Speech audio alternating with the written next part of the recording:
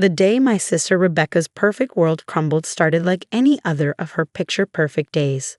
She was hosting her lavish engagement party at her mansion, the same mansion our parents had left her in their will 5 years ago. I wasn't invited, of course. I hadn't been welcome in her world since the tragic accident that took our parents' lives.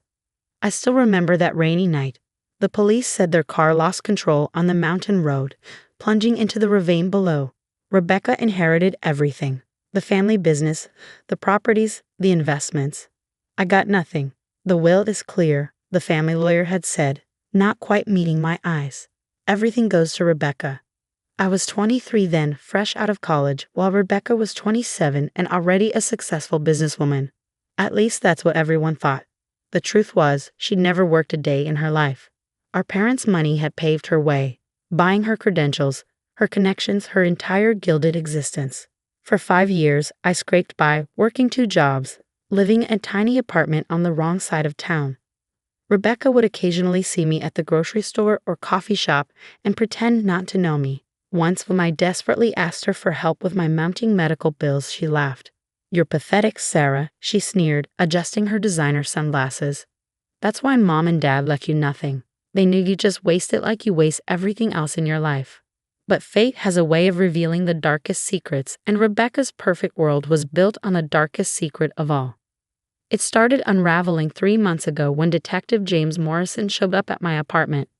He was older now, gray-haired and retired, but I recognized him immediately. He'd been the lead investigator on our parents' case.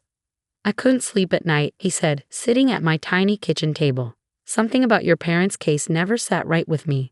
After I retired last month, I started digging. What I found," he pulled out a thick file and an old USB drive. "You need to see this." The security footage was grainy but clear enough. It showed Rebecca meeting with 2 men in a parking garage 3 days before our parents' accident. Money changed hands. Words were exchanged. Then, most stunning of all, Rebecca's voice. "Make it look like an accident. I don't care how you do it, just make sure Sarah gets nothing." My world stopped spinning.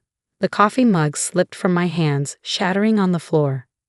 Detective Morrison's voice seemed to come from far away as he explained how he tracked down one of the men, now dying of cancer in prison, who confessed everything. "Your sister paid them to tamper with your parents' car," he said gently. "She knew they were planning to change their will. They discovered her embezzlement from the company, her fake credentials, everything. They were going to leave everything to you." I sat there, numb, as he laid out all the evidence. Bank transfers, phone records, witness statements. Rebecca hadn't just inherited our parents' fortune. She orchestrated their murder to get it, and she made sure I was left with nothing. "We can go to the police," Detective Morrison said, but I had a better idea. Rebecca's perfect life deserved a more poetic ending. Which is how I found myself standing outside her mansion on the day of her engagement party, watching the guests arrive in their luxury cars. Rebecca had spared no expense: ice sculptures, champagne fountains, a string quartet playing in the garden. Her fiancé, Thomas Wellington II, was old money. This marriage would cement her place in high society. I touched the USB drive in my pocket, containing copies of all Detective Morrison's evidence. Then I straightened my waitress uniform. It had been surprisingly easy to get hired for the catering staff, and walked through the service entrance. The party was in full swing when I saw her. Rebecca was radiant in a designer dress that probably cost more than I made in a year, dripping in our mother's jewelry, laughing with her society friends. She didn't even glance at me as I offered her champagne. "Thank you," she said dismissively, taking a glass. Then she did a double take, her face draining of color. "Sarah, what are you doing here?" "Security." "Is everything all right, dear?" Thomas appeared at her side, looking concerned. He was handsome in an old money way, with kind eyes that had no idea what kind of woman he was about to marry. "Just a minor issue with the help," Rebecca said quickly, her perfectly manicured hand gripping his arm. "Sarah was just leaving." "Actually," I said, loud enough for nearby guests to hear, "I think everyone here might be interested in seeing what Detective Morrison found about our parents' accident." Rebecca's champagne glass crashed to the marble floor. "You're lying," she hissed, but her face had gone ghost white. "Security. Get her out of here." But it was too late. Detective Morrison himself had walked in through the front door, still commanding attention even in retirement. And he wasn't alone. 2 active duty detectives flanked him, along with the district attorney himself. Rebecca Montgomery, one of the detectives, said, his voice cutting through the sudden silence, "We need to ask you some questions about the night of October 15th, 5 years ago."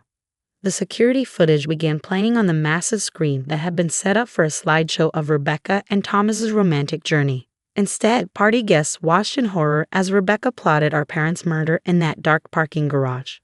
That's not what it looks like," Rebecca stammered, backing away. Her perfect makeup was starting to run as sweat beaded on her forehead. "Sarah is lying. She's always been jealous of me. Thomas, tell them." But Thomas had already stepped away from her, his face a mask of disgust. The whispers were spreading through the crowd like wildfire. Rebecca's perfect world was shattering like her champagne glass on the marble floor.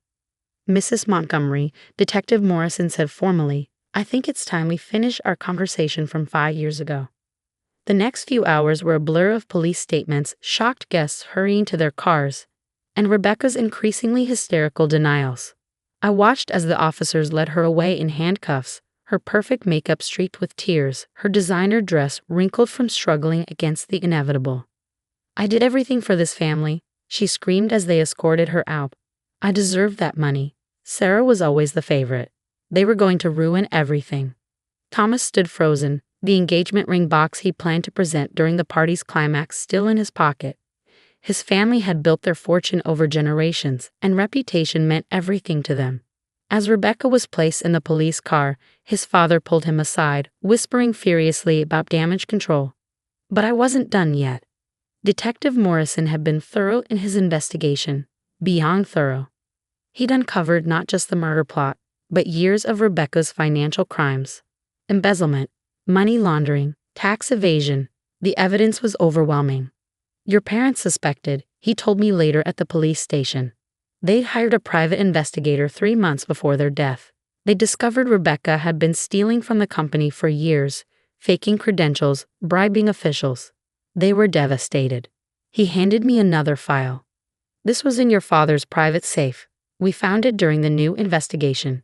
Inside was a draft of a new will, dated just days before their death. They had planned to transfer everything to me, knowing Rebecca's crimes would soon be exposed. "There's more," Detective Morrison said quietly. "Your mother left this for you." He pulled out an envelope yellowed with age. Inside was a letter and a small key. "My dearest Sarah," the letter began in my mother's elegant handwriting. "If you're reading this, something has happened to us. I've always known you were the stronger one, the one with true integrity. Rebecca, we failed her somehow. We gave her too much, expected too little. The key is to my private safe at First National Bank. What's inside will protect your future, no matter what happens." The safe contained documents revealing a hidden fortune, investments, offshore accounts, properties Rebecca had known nothing about. "Your mother was brilliant with money," Detective Morrison explained. "She built an empire separate from your father's company, and she left it all to you." The next few weeks passed in a whirlwind. Rebecca's trial was swift, the evidence against her insurmountable. She pleaded guilty to avoid the death penalty, receiving multiple life sentences instead. I attended every day of the trial, watching my sister's perfect facade crumble as the truth emerged. Her society friends abandoned her. Thomas's family issued a scathing public statement denouncing her. The business world that had once celebrated her success now dissected her crimes in gleaming magazines. Black Widow Harris, they called her. Murderous socialite brought down by sister's justice. But the real shock came during the asset forfeiture hearing. Not only did I inherit our parents' original estate, but Rebecca's crimes meant all her assets were seized. The judge, after reviewing the draft will and evidence of Rebecca's manipulation, ordered everything transferred to me. The mansion, the business, every penny she'd stolen. "You can't do this," Rebecca shrieked when the judgment was read. "I built that life. It's mine." But her words rang hollow in the courtroom, just like her soul. "I sold the mansion, too many dark memories. Instead, I moved into a comfortable penthouse downtown and took control of our parents' company." Years of working multiple jobs had taught me the value of hard work and integrity. Under my leadership, the company flourished. But my parents' legacy wasn't just about money. I established the Montgomery Foundation for Victim Support, helping families affected by financial crimes. Every year, we funded investigations into unsolved cases, giving other families the closure we finally found. Detective Morrison joined the foundation's board after retiring. Your parents would be proud, he told me at the opening ceremony, not just of your success, but of how you're using it to help others. I visited Rebecca once in prison. She aged decades in just months, her designer clothes replaced by an orange jumpsuit, her perfectly manicured hands now raw and chapped. Was it worth it? I asked her. All the lies, the murder, the perfect life you built on our parents' graves. She stared at me through the glass, her eyes hollow. You don't understand, she whispered. I had to be special. I had to be perfect. They were going to take it all away. No, Rebecca, I replied, standing to leave. You took it all away yourself. As I walked out of the prison, I touched the locket I now wore, the one found in Mom's safe. Inside was a family photo from happier times, before greed and jealousy poisoned everything. I kept it as a reminder that true wealth isn't measured in dollars or social status, but in integrity and compassion. The company thrived under my leadership, not through deception but through honest hard work. Thomas, who'd reached out months after the arrest to apologize for not seeing through Rebecca's facade, eventually became a trusted business partner. Life had a way of putting people where they belonged. 5 years after Rebecca's perfect world imploded, I stood at our parents' graves, placing fresh flowers. The morning dew sparkled on the granite headstones like tiny diamonds, more beautiful than any jewelry Rebecca had ever worn. We found justice, I whispered to them. And I promise, your legacy will help others find theirs too. Walking back to my car, I passed a young woman struggling with grocery bags. I stopped to help her, remembering my own days of hardship. She thanked me profusely, not knowing who I was, not knowing I was now one of the wealthiest women in the city. But that's the thing about true wealth. It's not about mansions or designer clothes or society parties. It's about who you are when nobody's watching. Rebecca never understood that. She'd wanted the perfect life so badly, she killed for it. But in the end, she'd lost everything that actually mattered. Me? I had everything that did matter. Purpose, integrity, the chance to make a difference. And most importantly, I had peace, something Rebecca's perfect life had never given her. As I drove away from the cemetery, the morning sun painted the sky in shades of hope. Sometimes justice takes time, but it always arrives. And when it does, it reveals that the most perfect lives are often built on the darkest lies. The annual partners' dinner at Morrison & Wells Law was my mother's favorite stage. The mahogany-paneled private room at Lou Bernardine buzzed with the chatter of New York's elite attorneys as she, Sharon Morrison, named partner and queen of corporate law, prepared her yearly address. Another record year, she beamed, champagne flute raised. Our firm has handled mergers totaling over $50 billion. Her perfectly tailored Chanel suit matched her perfectly practiced smile. Though success isn't guaranteed for everyone. Her eyes landed on me, sitting quietly at the far end of the table. I took a small sip of water, checking my phone discreetly. My daughter Sarah, she continued, her voice dripping with practiced concern, is still between opportunities. Can't even get hired, poor thing. Despite her Harvard law degree. The partners exchanged knowing looks. After all, Sharon Morrison's unemployed daughter was a favorite topic of gossip. Have you tried the public defender's office? Margaret Wells, my mother's co-partner, asked with fake sympathy. They're always hiring. I checked another message on my phone. Final signatures confirmed. Transfer complete. Sarah's been sending out applications, Mom continued as if I wasn't there. But you know how it is. Not everyone has what it takes for corporate law. Or any law, someone muttered, generating polite chuckles. I glanced at my watch. 3 minutes. Perhaps if she'd accepted our summer associate position, Mom sighed, instead of wasting time with that little, what was it, dear? Legal tech startup. Global Legal Solutions, I said quietly, watching the time. Ah yes, another failed startup. Mom shook her head. You know, Sarah, it's not too late to let me make some calls. Even a junior position at a smaller firm. My phone vibrated. Stock transfer complete. Announcement ready. Actually, I said, standing slowly, I have an announcement about Global Legal Solutions. Mom's smile tightened. Sarah, please. Not another startup pitch. These are serious attorneys here. Oh, this is very serious, I replied just as her secretary burst through the door, face pale. Ms. Morrison. The global merger. It's complete. But something's wrong. The ownership. It's... What about it? Mom snapped, annoyed at the interruption. All the shares, her secretary stammered. They've been transferred to Global Legal Solutions. The room went silent. Mom's champagne glass froze halfway to her lips. That's right, I said, pulling out my tablet. Global Legal Solutions now owns controlling interest in Morrison & Wells Law, along with its 12 international offices. That's impossible, Mom whispered. We're a private firm. Our shares aren't available on the open market? I smiled. You should really read the fine print in those merger documents you signed last month. The annual partners' dinner at Morrison & Wells Law was my mother's favorite stage. The mahogany-paneled private room at Lou Bernardine hummed with self-importance as 50 of New York's most elite attorneys gathered to celebrate their billions. Another remarkable year, Mom announced, her Chanel suit as crisp as her tone. Morrison & Wells has handled over $50 billion in mergers, expanded to 3 new countries and added 15 equity partners. Her eyes found me at the far end of the table. Though not everyone understands the value of hard work and tradition. I sat quietly, picking at my untouched foie gras, feeling the weight of judging glances. The black sheep daughter who couldn't even land an associate position. Why Sarah, she continued, voice dripping with practiced concern, is still between opportunities. Can't even get hired, poor thing. Despite her Harvard law degree. Margaret Wells, Mom's co-partner of 30 years, patted my hand with fake sympathy. Have you tried the public defender's office, dear? They're always hiring. Sharon, Dad spoke up from his seat beside Mom. As the firm's senior tax partner, he felt obligated to defend me. Sometimes. Perhaps this isn't the time. Oh, but it is, Mom pressed on, warming to her favorite topic. We must discuss succession planning.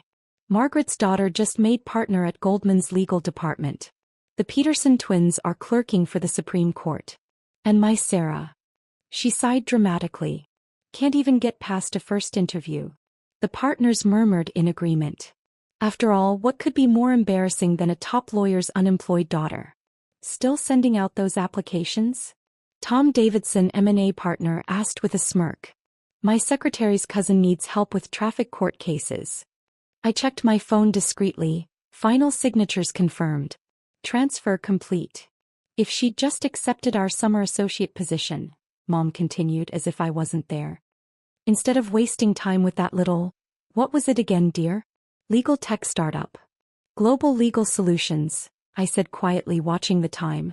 Ah yes, another failed startup.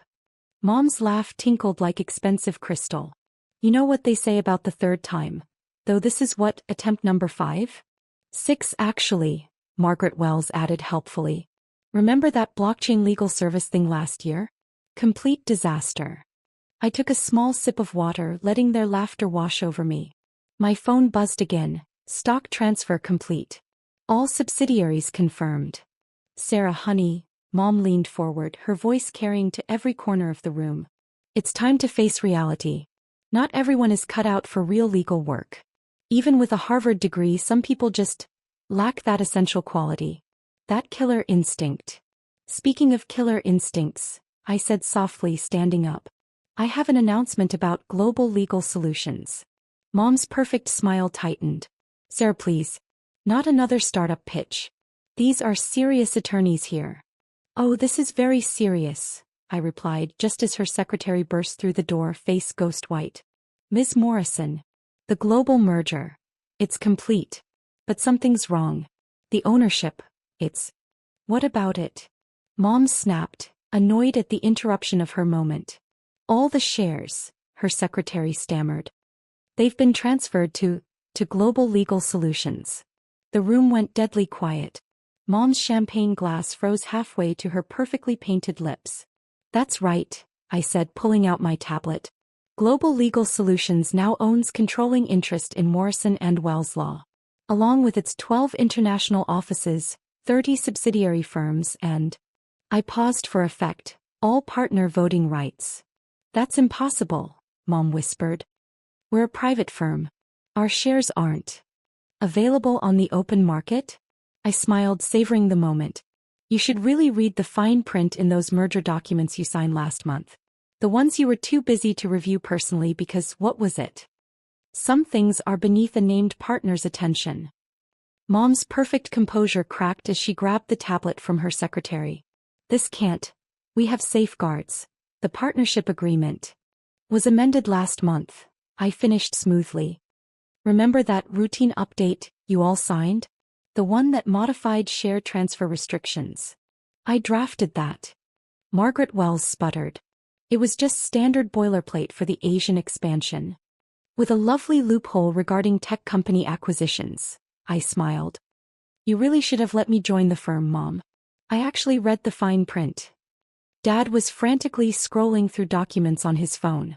The subsidiary transfers, the offshore accounts. All now under Global Legal Solutions control, I confirmed. Along with the partner profit shares, client lists, and trust accounts. The room erupted in chaos as 50 of New York's top lawyers simultaneously realized they'd been outmaneuvered. My mother's face had gone from cream to ash. But your startup failed, she whispered. The blockchain project, the legal AI. We're all part of Global Legal Solutions, I said, pulling up a presentation on the room's screen. That failed blockchain project now handles legal document verification for 3 major governments. The disaster AI system, currently processing cases for the European Union. Impossible, Margaret Wells breathed. That would require billions in funding. 12 billion to be exact, I replied. Remember that Chinese investment firm you refused to meet with last year, Mom? Because Asian investors don't understand real law firms? They understood me just fine. Mom grabbed her phone, probably to call her lawyers. I couldn't help but laugh. Looking for Stevenson and Brown? Your outside counsel? Check their ownership records from this morning. No, she whispered. Global Legal Solutions acquired them last week. I confirmed. Along with your backup counsel and their backup counsel. Amazing what good lawyers can do when they're properly motivated. Sarah, Dad tried, his tax lawyer brain finally catching up. The regulatory implications are all handled, I cut in. Unlike some people, I actually learned from watching you work. Every transfer, every acquisition completely legal. You taught me well, Mom. Always have ironclad documentation. The partners were now huddled in panicked groups, phones out, desperately calling their personal attorneys. I let them scramble for a moment before dropping the next bomb. Oh, and those golden parachute clauses you all added to your contracts last year?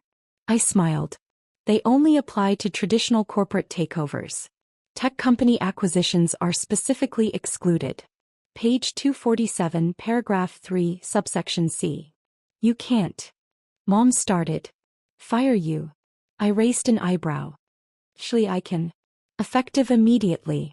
Though I'm willing to offer you a position more suited to your, what did you call it? Essential qualities. What position? She asked, voice barely audible. I pulled up the organizational chart on the screen. Junior associate. Starting salary $40,000 a year. Though you'll have to interview for it. If you can get past the first round. The room went completely silent. 50 legal titans watched as their world turned upside down. Your office needs to be cleared by tomorrow, I continued. The senior partner suite is being renovated for Global Legal Solutions expansion. When, Mom? That partner dinner speech you give every year? I'll be handling that from now on. The next morning I sat in my mother's former office, now mine, watching the chaos unfold through the floor-to-ceiling windows of the 50th floor. Former partners hurried past, boxes in hand, as security supervised their exit. Ms. Morrison, Miss Carter, my mother's former secretary, now mine, entered nervously. Your parents are here. Third time this morning. I glanced at the security feed showing them in the lobby. Mom had traded her Chanel suit for last season's Prada, her humble outfit. Dad clutched a thick folder of legal documents. Send them up, I said, turning to face the Manhattan skyline. And Janet? It's still Ms. Morrison. I kept my mother's name to make this moment sweeter. They walked into the office Mom ruled for 20 years. Now it was mine. The Bar Association won't allow this, Mom said. Handled, I replied. We own their meeting building. They won't resist. Sarah, please, Dad held up papers. Let us stay as consultants. Like you let me stay as an intern? I turned to face them. You fired me in 2 days. Mom sat pale. We wanted to toughen you up. Congrats. It worked. My phone buzzed. London secured, Asia secured, partners locked out. They'll sue, Dad tried. With what money? I asked. Their accounts are frozen. Mom's voice shook. The clients won't stay. I already called them. They prefer me, not people still using fax. My tablet chimed. The Supreme Court just accepted our blockchain brief. Mom finally whispered, What do you want? Money. A name. I already have it. The question is, what do you want? Right now you're unemployed. Even Harvard can't save you. Dad slumped. His folder fell. Your staff speech, he said softly. Why now? I cut in. Minus the insults. My phone buzzed again. The governor wanted a call. I stood, smoothing my Chanel suit. Security will show you out, I said. I shredded their folder. We don't hire legacies anymore. They left. Partners carried boxes out of the building. My secretary entered. The governor is holding Ms. Morrison. I sat in Mom's chair, my chair. Tell him I'm ready. Some people are just born with killer instinct.